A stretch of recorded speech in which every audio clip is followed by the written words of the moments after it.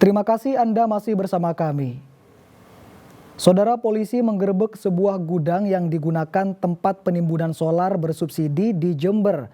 Barang bukti sebanyak 1 ton solar yang dibeli dari sejumlah SPBU disita. Berikut 1 unit truk tangki serta puluhan jerigen. Petugas kepolisian sektor Ambulu Jember menggerebek sebuah gudang di Dusun Kerajaan Ambulu karena diduga digunakan sebagai tempat penimbunan BBM subsidi jenis solar. Polisi menemukan timbunan solar yang ditampung di sejumlah tandon serta kolam renang yang sudah tak terpakai.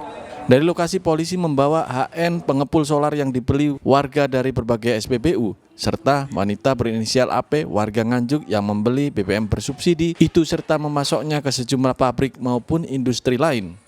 Polisi menyita barang bukti 1 ton solar subsidi yang belum sempat dijual, puluhan jerigen serta 1 truk tangki yang digunakan memasok solar ke pabrik-pabrik.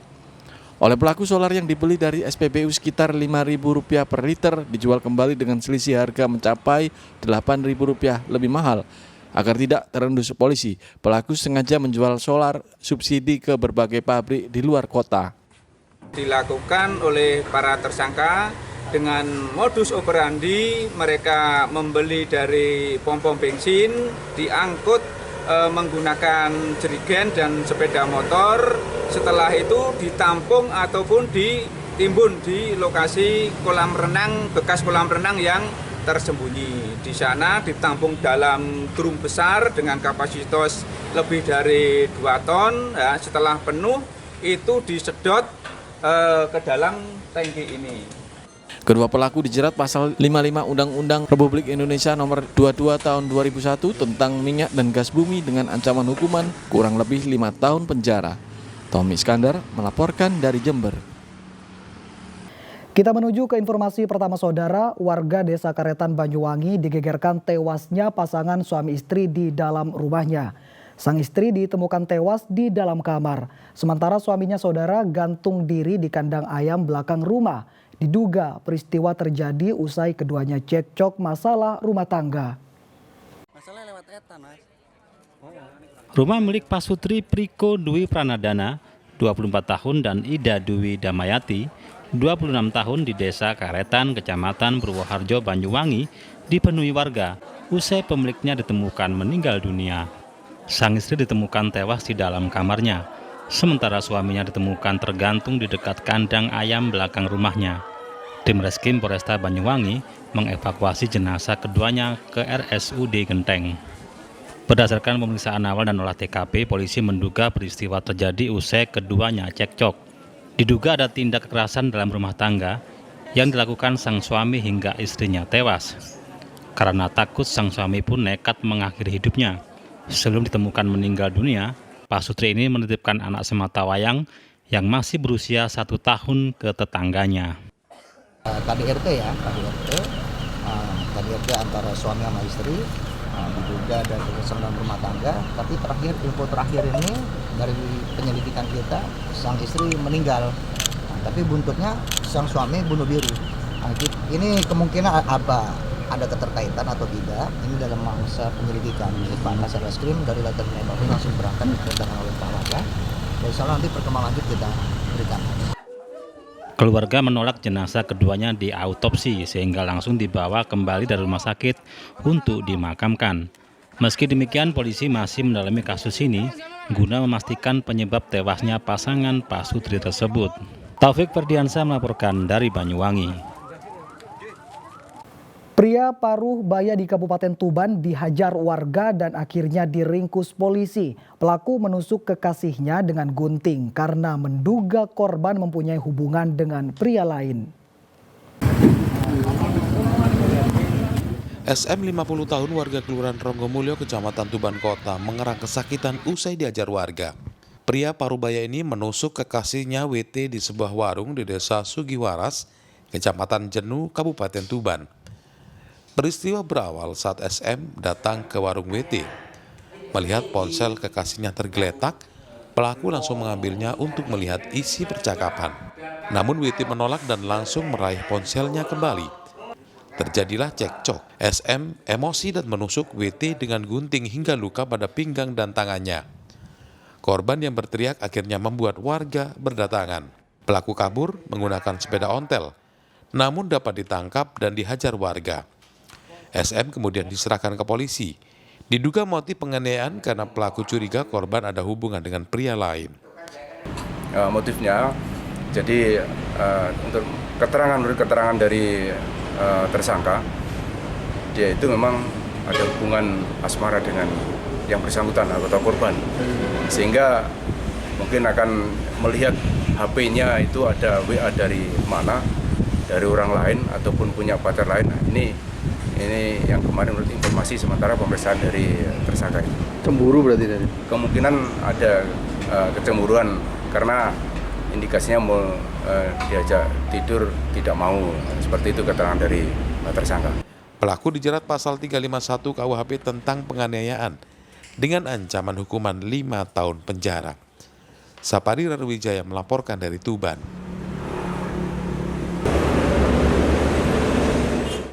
Saudara, petugas rumah tahanan kelas 2B Ponorogo menggagalkan penyelundupan narkoba jenis sabu-sabu dengan cara dimasukkan ke sabun dan kemudian dilempar ke dalam rutan.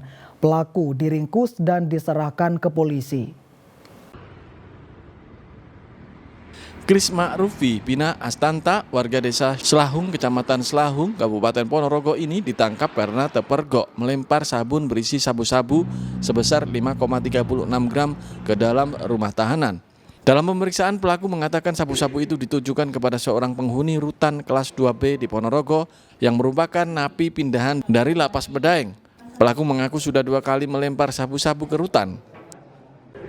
Kalau untuk kronologinya kita kan dapat telepon dari Kasat Narkoba bahwa beliau menangkap pelaku itu di luar.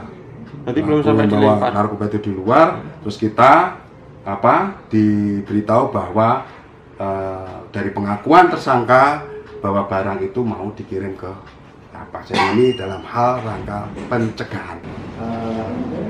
Karena lain, tapi pelaku ini berupaya seperti itu, dan ini yang baru kami tangkap.